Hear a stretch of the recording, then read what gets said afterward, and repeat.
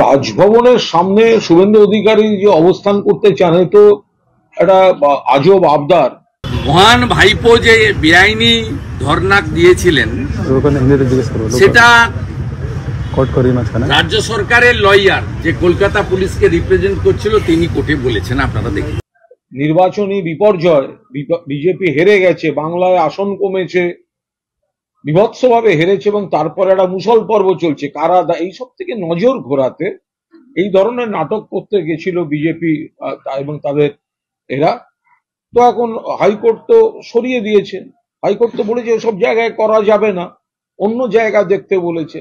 দেখুন, অনেক খালি জায়গা ময়দান টয়দানে আছে, গঙ্গার ধারে আছে, কোনো জায়গায় করলে এটা কোনো যেখানে জায়গায় একটু বেড়ানো ফেড়ানোর জায়গা সেখানে গিয়ে ঘুরে এসে বসে থাকুক।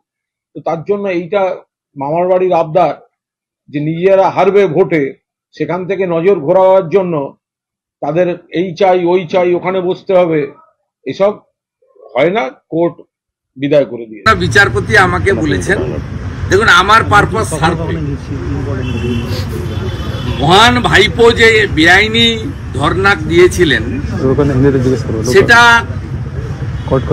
রাজ্য সরকারের লয়ার যে কলকাতা পুলিশকে রিপ্রেজেন্ট করছিল তিনি কোর্টে বলেছেন, আপনারা দেখেছেন। যে একটা ভুলের জন্য আরো ভুল করব কি আমরা? That's okay. এবং মহামান্য বিচারপতি সঠিকভাবে তিনি জানতে চেয়েছেন যে ভুল করার জন্য কি কি অ্যাকশন নিয়েছেন, তার রিপোর্ট কলফর করেছেন। সেটা পুলিশের রিপোর্ট থ্রু সরকারি লয়ার কালকে জমা পড়বে। আর আমাকে বলেছেন, আমার লয়ারকে বলেছেন যে আপনি কথা বলে বিকল্প জায়গার করুন, কারণ যে অত্যাচার কন্টিনিউ চলছে এই অত্যাচার বন্ধ করার জন্য গণ আন্দোলন একমাত্র পথ।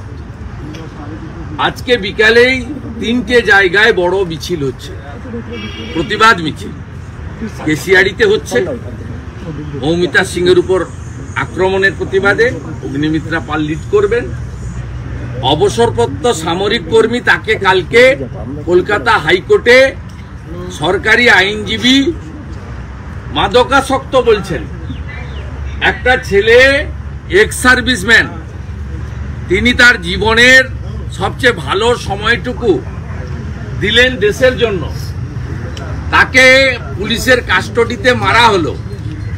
আর কালকে কোর্টে বলা হচ্ছে তিনি নাকি অ্যাডিক্টেড ছিলেন। আজকে ডেবরাতে বিক্ষোভ মিছিল হচ্ছে, তার নেতৃত্ব বা উপস্থিতি আমার থাকবে। একইভাবে ভারতীয় জনতা পার্টির কর্মী শশাঙ্ক মাইতির বাবাকে মারা হয়েছে, গৌরী মাইতিকে, ওখানেও ভূপতিনগরে মিছিল হবে। ওখানকার নবনির্বাচিত এমপি এবং স্থানীয় তার নেতৃত্বে 3টে কর্মসূচি আমরা নিয়েছি।